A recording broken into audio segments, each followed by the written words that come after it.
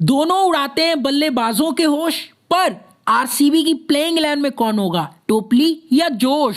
तो दोस्तों, आईपीएल 2023 के लिए आरसीबी के 4 ओवरसीज प्लेयर्स होंगे। Faf du Plessis, Glenn Maxwell, Wanindu Hasaranga. अब टोपली या Hazlewood as an overseas pacer, Josh Hazlewood को खिलाया जाए या फिर रीसे टोपली को, ये एक बहुत बड़ा सवाल बन के रह गया, क्योंकि देखो आरसीबी इन दोनों में से किसी एक को ही खिला पाएगी।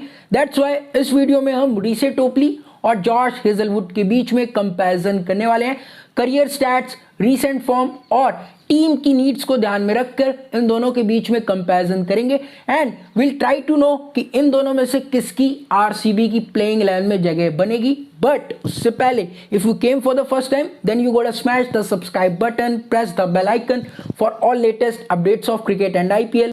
चलिए दोस्तों, पहले हम स्टैट्स के बेसिस पर इन दोनों के बीच में कंपैरिजन कर लेते हैं। T20I और ओवरऑल T20 के ही स्टैट्स हम देखेंगे। तो T20 इंटरनेशनल्स में Josh Hazlewood his got 58 wickets in 41 games, economy है 7.68 की और एवरेज है 20.4 की।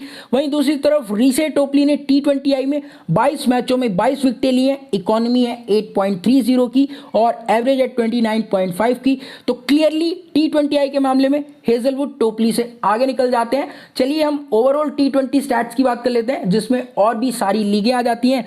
तो T20 में overall Hazlewood his got 124 wickets in 93 games, economy है 7.58 की और एवरेज है 21.4 की।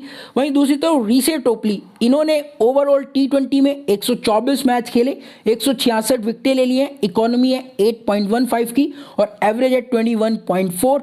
तो यहाँ भी हेजलवुड आगे हैं। ओवरऑल इंटरनेशनल क्रिकेट में हेजलवुड बहुत बड़े नाम है। तो स्टैट्स के मामले में हेजलवुड टोपली से आगे निकल जाते हैं और हेजलवुड को पहला पॉइंट मिल जाता है।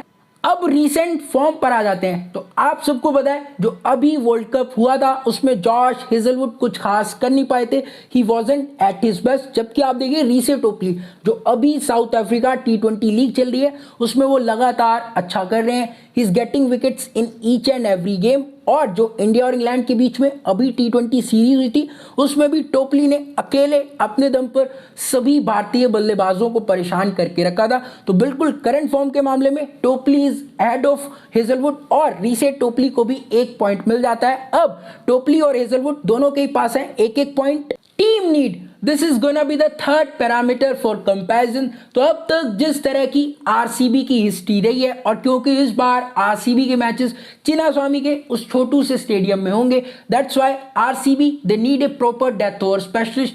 और मुझे नहीं लगता कि चिन्नास्वामी के उस छोटे से स्टेडियम में जॉश हेजलवुड इफेक्टिव होंगे। जबकि रीसे टोपली left arm pacer, his got pretty good height, 6 foot 7 inch के हैं और टोपली के पास हर तरह के वेरिएशंस हैं। बेसिकली ये एक डेथ ओवर स्पेशलिस्ट है और आरसीबी को टोपली जैसे एक डेथ ओवर स्पेशलिस्ट की काफी ज्यादा नीड है। इसीलिए इस पैरामीटर में भी टोपली हेजलवुड से आगे निकल जाते हैं। और ओवरऑल कंपैरिजन करने के बाद रीसे टोपली के पास हैं 2 पॉइंट्स और हेजलवुड के पास 1 पॉइंट। तो ओवरऑल कंपैरिजन करने के बाद आई रेकन आरसीबी इनको बड़ा नाम छोड़कर दे गोटा गो विद रीसे टोपली। बाकी आप कमेंट करके जरूर बताइए कि आप टोपली या फिर हेजलवुड में से किसे 11 में देखना चाहते हैं। वीडियो पसंद आई हो तो डू लाइक एंड शेयर।